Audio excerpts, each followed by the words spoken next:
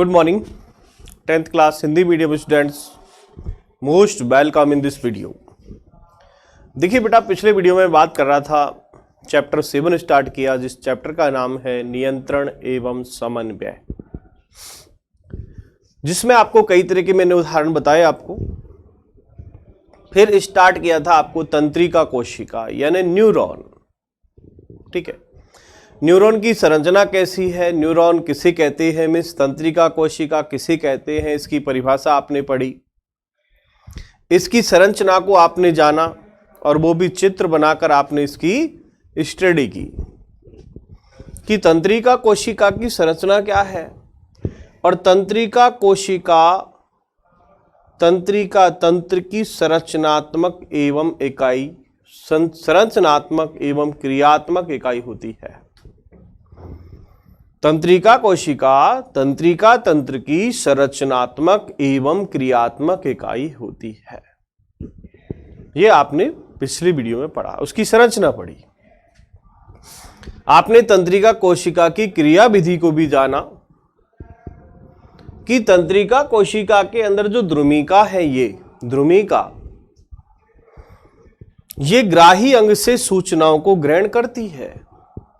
क्रिया विधि में आपने जैसे तंत्रिका कोशिका की जो क्रिया विधि पढ़ी है, तंत्रिका, किसी ने नहीं पढ़ा हो तो एक बार और देख लेना, सुन लेना। तंत्रिका कोशिका की क्रिया विधि संरचना आपने पढ़ ली थी, इसको 3 भागों में बांटा। नंबर 1 द्रुमिका, कोशिकाएं एवं तंत्रिकाक्ष। द्रुमिका वह भाग होता है जहां सूचनाएं उपार्जित की जाती है, जहां से सूचनाएं ग्रहण होती है, वो भाग है द्रुमिका। ठीक है। कोशिका का वह भाग है जहां पर द्रुमिका से ग्रहण किए गए संकेतों को विद्युत संकेत में बदला जाता है। और तंत्रिकाक्ष वह भाग होता है जो विद्युत संकेतों को कोशिका काय से अंतिम सिरे तक ले जाते हैं। और तंत्रिका का जो अंतिम भाग है, अंतिम सिरा या सिनेप्टिक पुटिका, यह संधि स्थल, यह विद्युत संकेतों को वापस रासायनिक संकेतों में बदलता है। और जहां अंतिम सिरा होता है वहां पर दूसरी तंत्रिका कोशिका आकर इस तरह जुड़ जाती है, ये कहलाता है पेशी संधि स्थल। संधि स्थल जहां 2 तंत्रिकाएं जुड़ती है, उस स्थान को संधि स्थल कहते हैं। ठीक है। क्रिया विधि में देखो, द्रुमिका वह भाग है जो ग्राही अंग से सूचना ग्रहण करती है। तो देखिए क्रिया विधि में मैं चार्ट बना के समझाता हूं। ग्राही अंग शरीर का कोई सा भी भाग हो सकता है, चाहे वो हाथ, पैर, त्वचा, है ना, नाक, आंख, हमारी जो 5 ज्ञानेंद्रियां हैं उनमें से कोई सी भी इंद्रिय हो सकती है जो सूचना ग्रहण करती है। चाहे वो स्पर्श का ज्ञान हो, चाहे ध्वनि का ज्ञान हो, चाहे विजुअल हो यानी दृश्य हो, चाहे श्रवण हो, चाहे स्वाद हो। स्वाद जीभ के द्वारा, स्पर्श त्वचा के द्वारा, श्रवण कान के द्वारा, गंध नाक या घ्राणेंद्रिय के द्वारा। ठीक है। और आंख से दर्शन होते यानी दर्शन इंद्रिय। तो ये 5 इंद्रियां हैं जो सूचना ग्रहण करती हैं। तो ये ग्राही अंग है। तो ग्राही अंग की द्रुमिका सूचनाओं को ग्रहण करती है। और ग्राही अंग से सूचना आती है कहां? द्रुमिका या द्रुमाक्ष में। और द्रुमिका से सूचना आती है कोशिका काय में।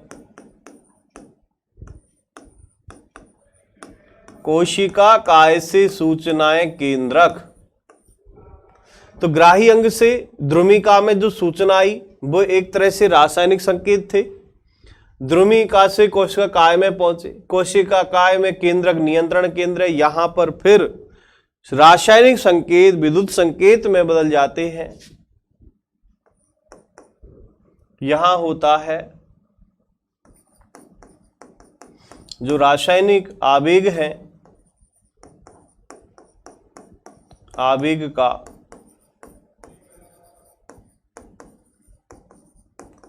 विद्युत आवेग में परिवर्तन।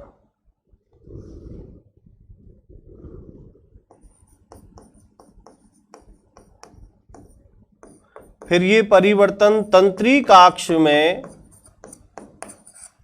होते हुए अंतिम सिरे पर पहुंच जाते हैं। अंतिम सिरे को हम कहेंगे सिनेप्स। सिनेप्स पर पहुंच जाते हैं और सिनेप्स से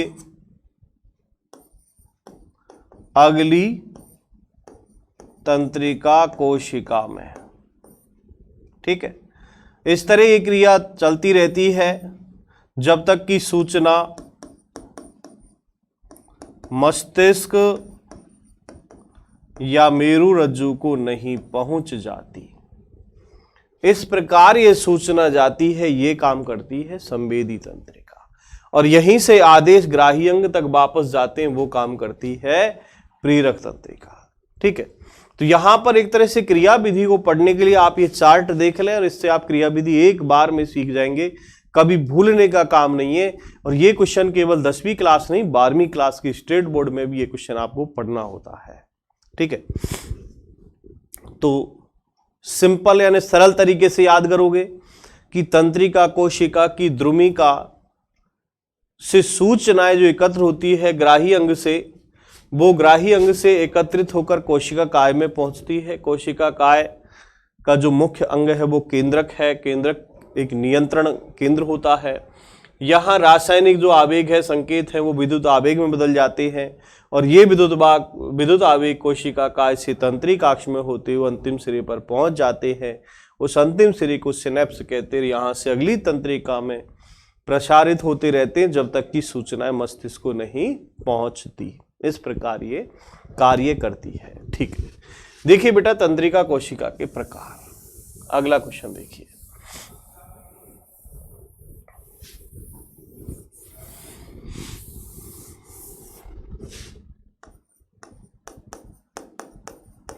तंत्रिका कोशिका के प्रकार। देखिए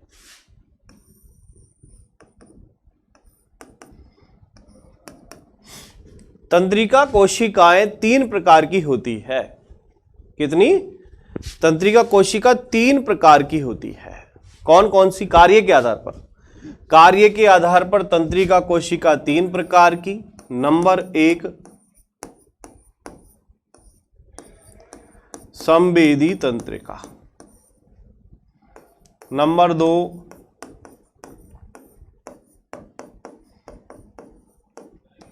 प्रेरक तंत्रिका और नंबर 3 प्रतिसारण या मिश्रित तंत्रिका। इसी को प्रतिसारण तंत्रिका भी कहते हैं। ठीक है, कार्य देखो बड़ा आसान है। संवेदी तंत्रिकाओं का काम है कि जो ग्राही अंग है, ग्राही अंग से सूचनाओं को ग्रहण करके, ग्राही अंग जैसे उंगली, मान लो ग्राही अंग है, यहाँ कोई चोट लगी तो सूचना उंगली से संवेदी तंत्रिका द्वारा मस्तिष्क तक जाती है, वो कहलाती संवेदी तंत्रिका। यानी सूचनाओं को ग्राही अंग से मस्तिष्क या मेरुरज्जु तक ले जाने वाली तंत्रिकाओं को संवेदी तंत्रिकाएं कहते हैं। और ये तंत्रिकाएं शरीर के समस्त भागों में पाई जाती है, समस्त ऊतकों में पाई जाती है, समस्त अंगों में पाई जाती है। तो संवेदी तंत्रिका का काम क्या है? ग्राही अंग से सूचनाओं को मस्तिष्क तक या मेरुरज्जु तक ले जाना। तो आप संवेदी तंत्रिका में कहेंगे वह तंत्रिका जिसके द्वारा सूचनाओं को या संकेतों को या आवेगों को ग्राही अंग से मस्तिष्क तक ले जाया जाता है। ठीक है, दूसरी प्रेरक तंत्रिका। अब प्रेरक तंत्रिका का काम इसके विपरीत है कि जो मस्तिष्क आदेश देता है, मस्तिष्क से सूचनाओं को ग्राही अंग तक लाने का जो कार्य है वो प्रेरक तंत्रिकाओं के द्वारा होता है। यानी संवेदी तंत्रिकाओं का कार्य ग्राही अंग से संकेतों को, आवेगों को मस्तिष्क तक ले जाना, और प्रेरक तंत्रिका का काम है मस्तिष्क से जो भी आदेश होते हैं, सूचनाएं होती है, उनको ग्राही अंग की कोशिकाओं तक लाना। यह काम है प्रेरक तंत्रिका का। तीसरी है मिश्रित तंत्रिकाएं। इनका काम क्या है? सूचना को ग्राही अंग से मस्तिष्क तक ले जाना और मस्तिष्क से आवेगों को ग्राही अंग तक लाना। कहने का मतलब जब संवेदी और प्रेरक तंत्रिकाएं काम नहीं करती है तब मिश्रित या प्रतिसारण कोशिका दोनों के कार्यों का संपादन करती है। ठीक है, तो ये तंत्रिकाएं कितने प्रकार की हो गई? 3 प्रकार की। अब हम चलते आगे। चलिए,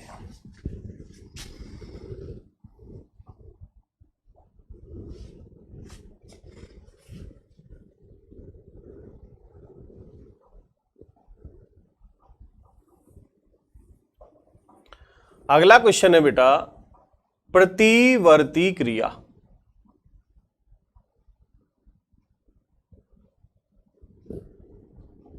देखिए,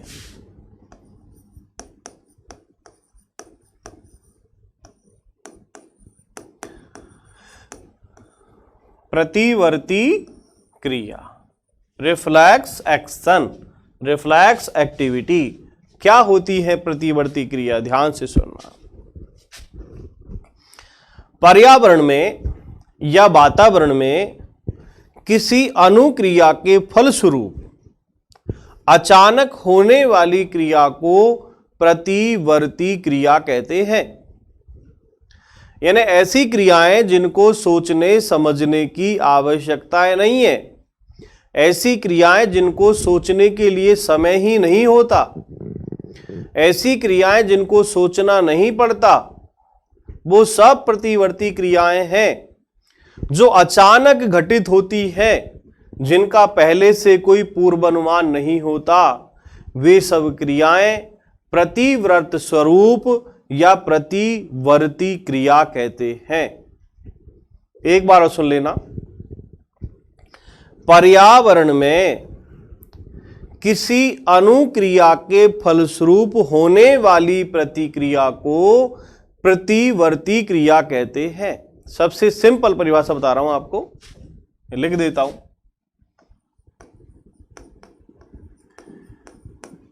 पर्यावरण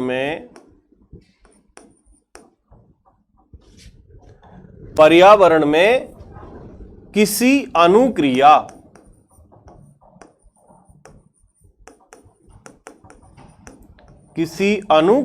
के फलस्वरूप, पर्यावरण में किसी अनुक्रिया के फलस्वरूप होने वाली अचानक क्रिया या प्रतिक्रिया को प्रतिवर्ती क्रिया कहते हैं।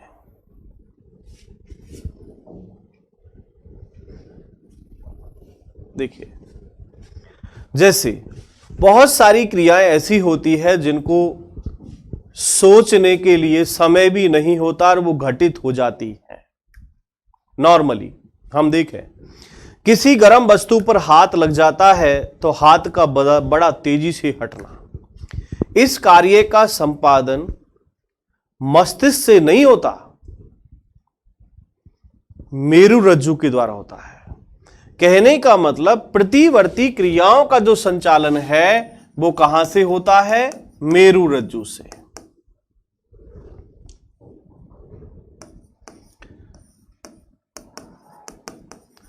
प्रतिवर्ती क्रियाओं का नियंत्रण व समन्वय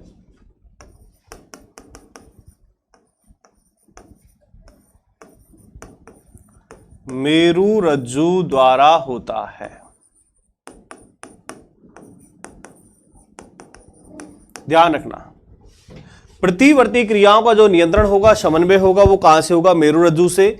प्रतिवर्ती क्रियाओं का मस्तिष्क से कोई लेना देना नहीं है, क्योंकि ये अचानक क्रिया है। प्रतिवर्ती क्रिया पर्यावरण में या वातावरण में होने वाली किसी अचानक क्रिया के फलस्वरूप जो उत्पन्न होती है वो सब प्रतिवर्ती क्रिया है। तो आप शॉर्ट में परिभाषा लिखेंगे कि पर्यावरण में होने वाली किसी अनुक्रिया के फलस्वरूप अचानक होने वाली क्रिया को प्रतिवर्ती क्रिया कहते हैं। और ये प्रतिवर्ती क्रियाएं मेरु रज्जु से संपादित होती है, मेरु रज्जु के द्वारा इनका नियंत्रण व समन्वय होता है। ठीक है, अब मैं बात करता हूं उदाहरण की। उदाहरण नंबर 1,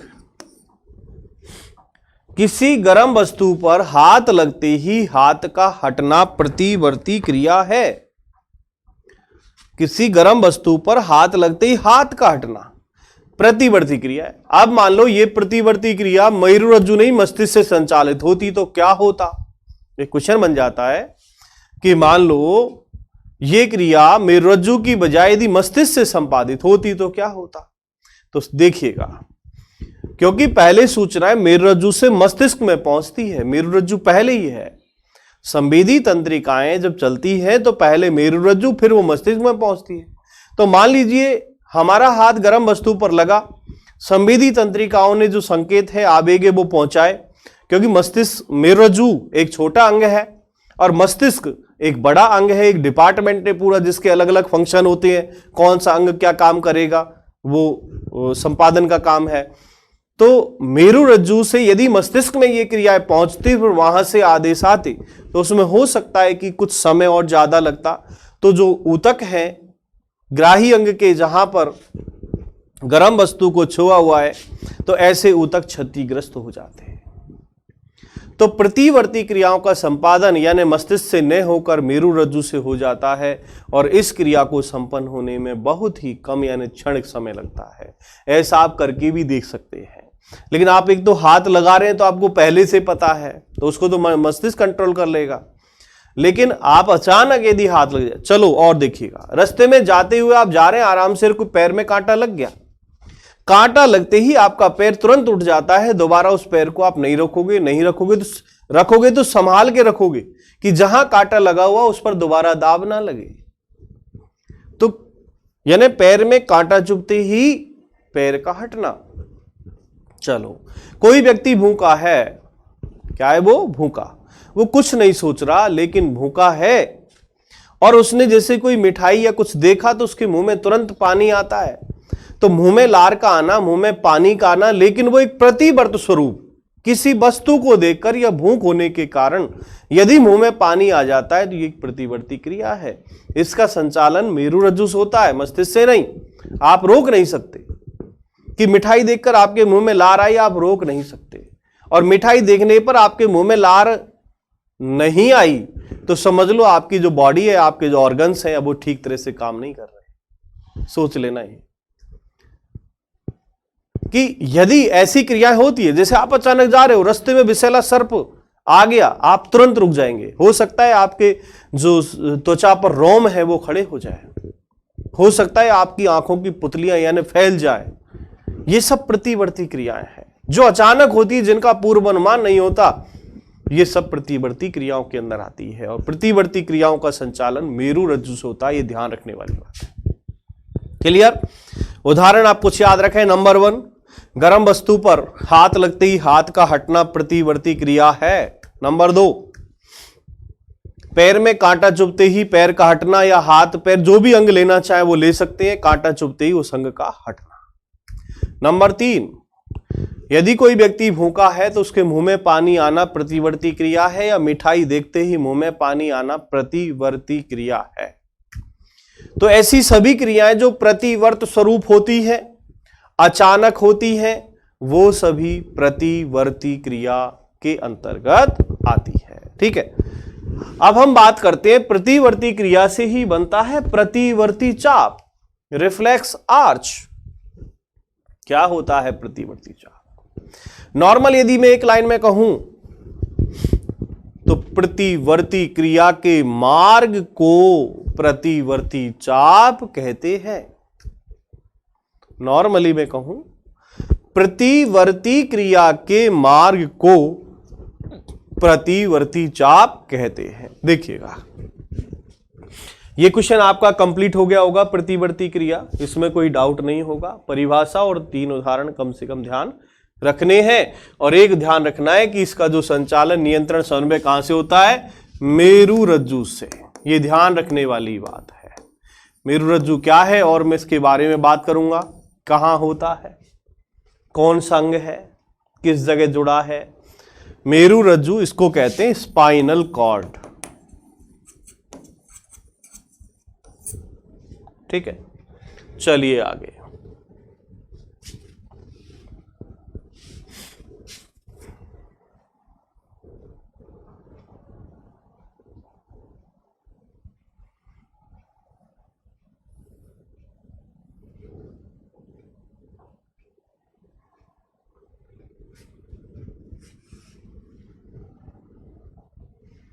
देखिए बेटा, अगला जो क्वेश्चन है,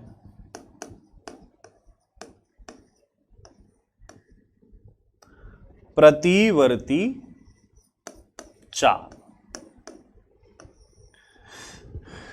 समझना ध्यान से, क्या होता है प्रतिवर्ती चाप। परिभाषा ध्यान रखेंगे आप। प्रतिवर्ती क्रिया के मार्ग को प्रतिवर्ती चाप कहते हैं। प्रतिवर्ती क्रिया के मार्ग को प्रतिवर्ती चाप कहते हैं। क्लियर? अब देखो प्रतिवर्ती चाप की क्रिया होती कैसे है। हा? देखो, प्रतिवर्ती चाप बना प्रतिवर्ती क्रिया से। प्रतिवर्ती क्रिया का संचालन कर रहा है मेरु रज्जु। ये मेरु रज्जु है जिसमें आपको एच जैसी संरचना दिखाई दे रही है। देखो ये एच जैसी संरचना है। ठीक है, मेरु रज्जु के अंदर 2 प्रकार के द्रव होते हैं, श्वेत द्रव, धूसर द्रव। अंदर जो फ्लूइड लाइक स्ट्रक्चर है, व्हाइट ह्यूमर एंड ग्रे। तो देखिएगा बेटा, क्रिया संपादित कहां से हुई। ये जैसे आप देख पा रहे हैं, यहां पर ये कोई एक प्याला या बर्तन लिया जिसमें पानी को गर्म किया है, और पानी की भाप उसके हाथ में प्रवेश कर रही है, यानी एक ऊष्मा जो पानी की भाप है वो उसके हाथ में प्रवेश कर रही है। आप भी करके देखना चाहें देख लेना। गरम रोटी फूली हुई हो तो उसमें उंगली डालना, मजा आ जाएगा। देखना एक बार कि पानी की भाप, रोटी की भाप, या वैसे नॉर्मल जलन, यानी किसकी ऊष्मा अधिक है, किसका ताप अधिक है, ये आप खुद महसूस करोगे। आपने क्वेश्चन पढ़ा होगा 9th क्लास में, संगलन की प्रसुप्त ऊष्मा। क्या है प्रसुप्त ऊष्मा, आप पढ़ोगे। यहां से देखो ये ऊष्मा ग्रहण हुई तो यहां त्वचा ग्राही अंग है। त्वचा कौन सा अंग है? ग्राही। अब देखो यहां से 2 तंत्रिकाएं, एक तंत्रिकाएं जा रही है और दूसरी आ रही है। तो ये तंत्रिकाएं जो सूचना ग्रहण की है, ये तंत्रिकाएं देखो ये चली। इस तंत्रिका का नाम है संवेदी तंत्रिका कोशिका, जो संवेदनाओं को ग्राही अंग से मेरु रज्जु तक या मस्तिष्क तक ले जाती है। अभी मैंने इसी वीडियो में आपको पढ़ाया तंत्रिका कोशिका 3 प्रकार की है, उनके कार्य क्या है। तो ये देखो, नंबर 1 आपको पढ़ाई थी मैंने, संवेदी तंत्रिका। संवेदी का काम क्या है? ग्राही अंग से सूचना जो एकत्रित हुई, उस सूचना को कहां तक ले जाना? मस्तिष्क या मेरु रज्जु तक। अब ये प्रतिवर्ती क्रिया है तो केवल मस्तिष्क तक, वो मेरु रज्जु तक पहुंचेगी, मस्तिष्क तक नहीं। तो त्वचा यहां पर ग्राही अंग है, इसके द्वारा सूचनाएं ग्रहण होकर मेरु रज्जु तक पहुंचती है। अब मेरु रज्जु तक पहुंचने के बाद मेरु रज्जु इस क्रिया का एक तरह से अध्ययन करता है, संसाधन करता है कि क्रिया किस प्रकार की है। मेरु रज्जु किसी भी क्रिया को संपादित करने में समय नहीं लेता और वो तुरंत प्रेरक तंत्रिकाओं को आदेश देता है, और जो भी उचित निष्पादन है उसका परिणाम क्या होगा कि यदि वहां पर ऊतकों को चोट लगी है, क्षतिग्रस्त है, तो वहां से तुरंत उस ऊतक को, कोशिकाओं को हटा लिया जाएगा। तो यहां पर देखो ये सूचनाएं चली संवेदी तंत्रिका से, मेरु रज्जु तक पहुंच चुकी। मेरु रज्जु इस क्रिया के फलस्वरूप अनुक्रिया उत्पन्न करता है अचानक, तभी तो वो प्रतिवर्ती है कि जो भी सूचना पहुंची है उस सूचना के फलस्वरूप वो अचानक प्रतिक्रिया करता है और यहां से देखो सूचनाएं जो है प्रेरक तंत्रिका के द्वारा, ये प्रेरक तंत्रिका है, प्रेरक तंत्रिका तक पहुंची। अब देखो हमारे शरीर में जितनी भी कोशिकाएं वहां पर मांसपेशी एक समूह के रूप में काम करती है। प्रेरक तंत्रिकाएं हाथ की मांसपेशियों को आदेश देती है और जब भी आपके हाथ पैर मूवमेंट होती है तो ध्यान रखना मांसपेशियों में संकुचन अनुशीतलन होता है। जैसे ये मेरा हाथ सीधा है इस समय, ठीक है, तो मांसपेशियां शिथिल है यहां पर, ठीक है। जैसे मैंने इसको मोड़ लिया, ये मांसपेशियां सब अपनी जगह पर, यानी इनमें क्या हो गया एक तरह से, यानी संकुचन हुआ, अपनी तन गई एक तरह से। जब आप ढीला अंग को छोड़ देते हो मांसपेशियां शिथिल हो जाती है, ठीक है। तो ऐसे ही प्रेरक तंत्रिकाएं जैसे ही यहां से आती है, हाथ की मांसपेशियां जो ग्राही अंग की मांसपेशियां हैं वो सक्रिय हो जाती है और जैसा उनको आदेश मिला है वो कार्य करती है। कहने का मतलब गर्म वस्तु से तुरंत हाथ को खींच लिया जाता है।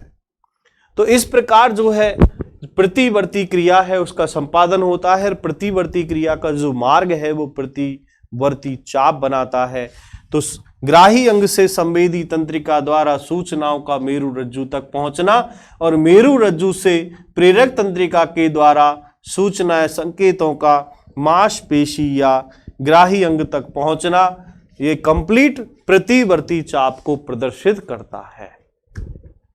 और प्रतिवर्ती चाप जिस क्रिया को प्रदर्शित कर रहा है वो प्रतिवर्ती क्रिया है, ठीक है। तो ग्राही अंग से मेरु रज्जु तक, मेरु रज्जु से ग्राही अंग तक कंप्लीट जो मार्ग बना वो प्रतिवर्ती चाप कहलाता है। तो यहां आप बेटा स्पष्ट रूप से समझ पा रहे हैं चित्र के माध्यम से कि ये संवेदी तंत्रिका, ये मेरु रज्जु का भाग और यहां से प्रेरक तंत्रिका, और ये जो मांसपेशी बनी हुई है इन मांसपेशियों में क्या एक उद्दीपन उत्पन्न हुआ है। ये जो आपको दिख रही है ना, ये मांसपेशियां हैं, इनमें उद्दीपन उत्पन्न हुआ। उस उद्दीपन के फलस्वरूप हाथ तेजी से हटता है।